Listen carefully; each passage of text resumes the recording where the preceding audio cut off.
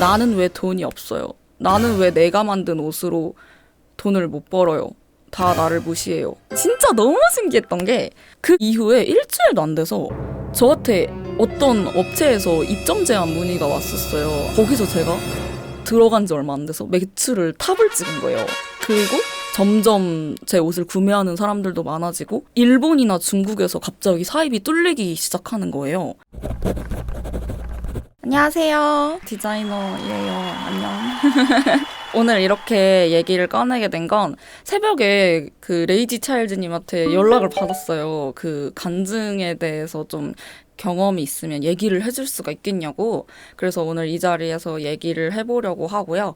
일단 어떻게 처음으로 하나님을 만나게 되었는지에 대해서 오늘 말씀을 드리려고 합니다.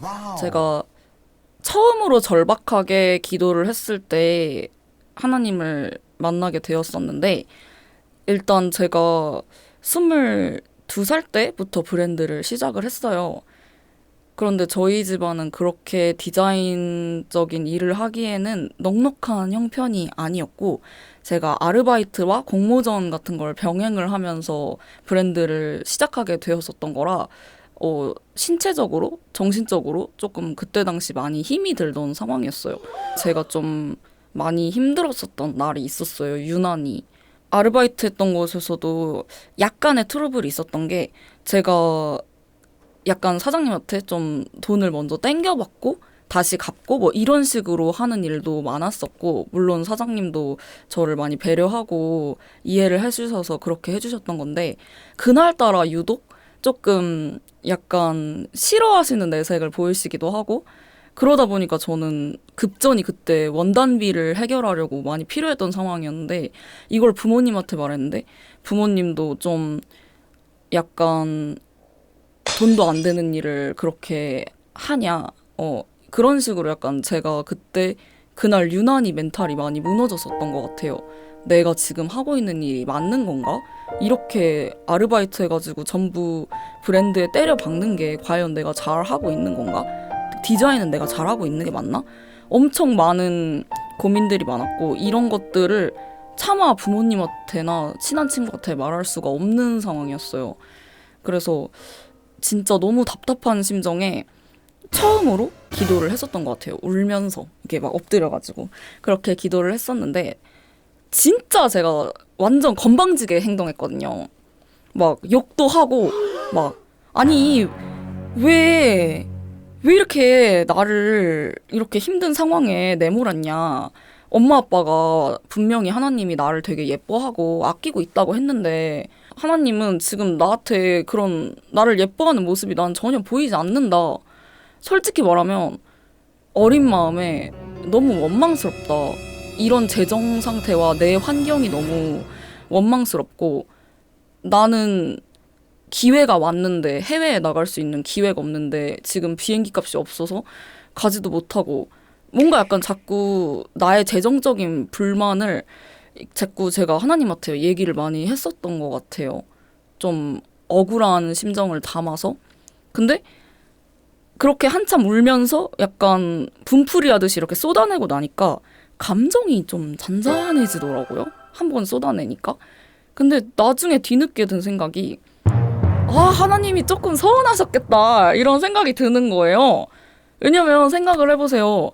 이렇게 불평불만을 기도하는 사람들이 얼마나 많겠어요.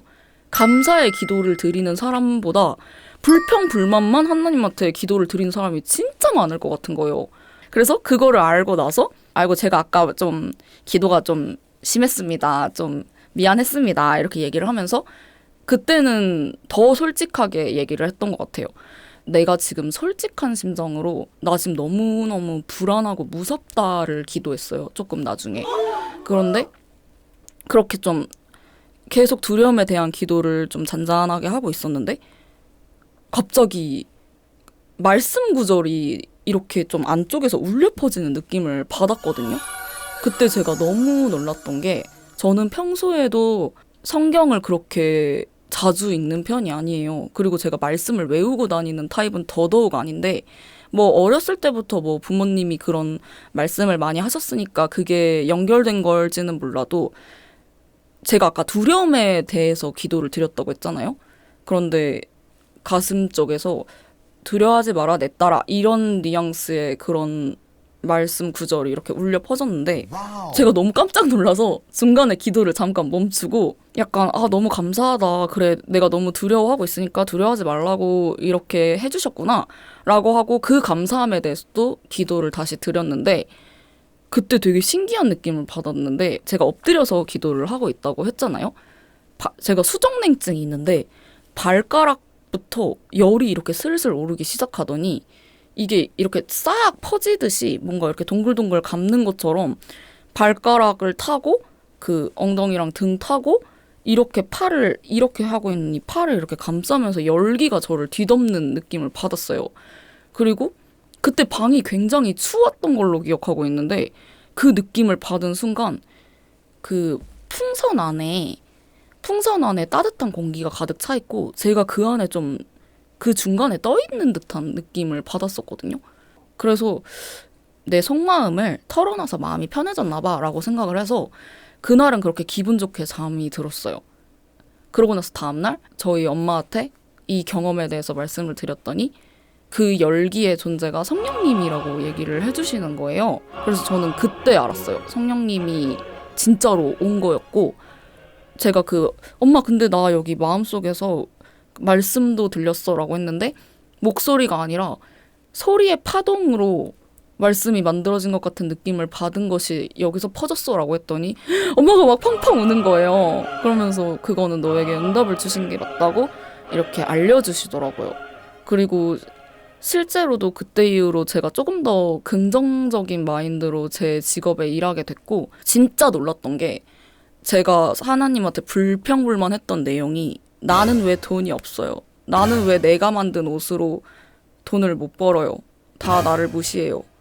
이런 내용들을 되게 좀 내뱉었었는데 진짜 너무 신기했던 게 그 기도 이후에 일주일도 안 돼서 저한테 어떤 업체에서 입점 제한 문의가 왔었어요. 아실지 모르겠는데 홍대에 있는 이런 저와 비슷한 계열의 스트릿 계열 브랜드의 의류를 모아놓는 오드 갤러리라는 매장이 있는데 거기서 제가 들어간 지 얼마 안 돼서 매출을 탑을 찍은 거예요.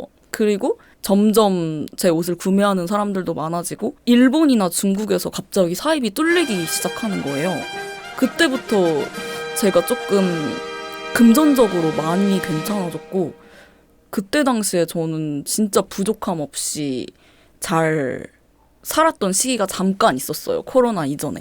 좀 작지만 제가 이렇게 말해준 것들이 조금 도움이 되지 않을까 싶어서 여러분들도 저와 아주 똑같은 경험까지는 아니겠지만 비슷한 경험이라도 약간 이런 느낌을 나도 받았다라고 하면 그건 분명 하나님이 여러분을 찾아와 주신 거란 말이에요.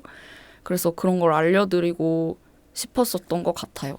자, 그러면 오늘 이렇게 저의 긴 이야기를 들어주셔서 너무 감사하고요. 재밌었을지는 모르겠는데 그래도 좀 재미가 있었다, 좀 유익했다 하면 좋아요랑 구독을 눌러달라고 하십니다.